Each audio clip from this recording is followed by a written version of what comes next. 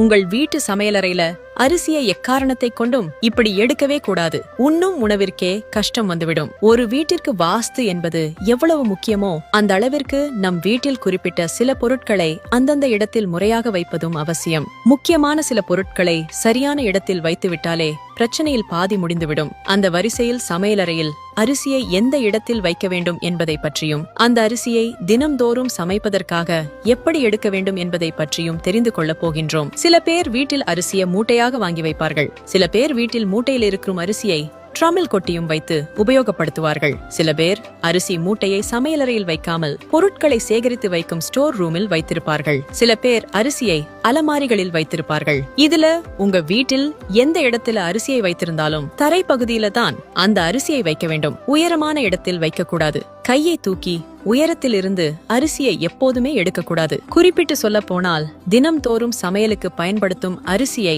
சின்ன டப்பாவில் போட்டு சமையல் அடுப்பு திண்ணைக்கு கீழே வைத்துக் கொள்வது நல்ல பலனை தரும். அதாவது அன்னலட்சுமியை நாம் ஒவ்வொரு முறை எடுக்கும் போதும் தலை வணங்கி தலை குனிந்து நமஸ்காரம் செய்து எடுக்க வேண்டும் என்பதற்காகத்தான் நம் முன்னோர்கள் அரிசி மூட்டையை அடுப்புக்கு கீழ் உள்ள இடத்தில் வைத்து வந்தார்கள். ஸ்மார்ட் கிச்சன், செல்ஃப் ரேக் என்று நம்முடைய நாகரீகம் வளர வளர சில பேர் இந்த அரிசி வைக்கும் இடத்தையும் மாற்றிவிட்டார்கள். எக்காரணத்தை கொண்டும் உங்கள் தலைக்கு மேல் உள்ள அலமாரியில் அரிசியை வைக்கவே கூடாது என்பதை நினைவில் வைத்துக் கொள்ளுங்கள். அந்த காலத்தில் எல்லாம் குதிர் என்று அரிசி சேமிக்கும் பானையில் அரிசியை கொட்டி வைத்திருப்பார்கள். உயரமான அந்த குதிரிலும் கீழ்ப்பக்கத்தில் தான் கதவு இருக்கும். குனிந்து அந்த கதவை திறந்தால் அதனுள்ளே கையை விட்டு அரிசியை எடுத்துக் கொள்ளலாம். அரிசியை வைப்பதற்கு என்றும் எடுப்பதற்கு என்றும் இருக்கும் முறையை முடிந்தவரை கடைபிடிக்க பாருங்கள். வீட்டில் தன தானியத்திற்கு எந்த ஒரு பஞ்சமும் ஏற்படாது என்ற தைரியத்தோடு நம் வாழ்க்கையை நடத்தலாம். அடுத்ததாக சிலரது வீட்டில் அரிசியை அளப்பதற்கு டம்ளர் வைத்திருப்பார்கள். முடிந்தவரை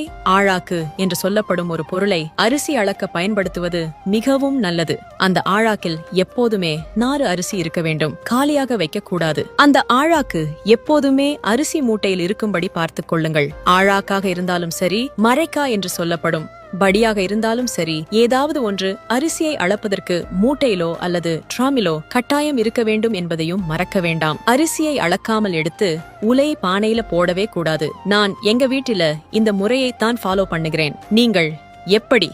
அனைவருக்கும் பகிருங்கள். உணவே மருந்து பக்கத்தை ஃபாலோ செய்யுங்கள்.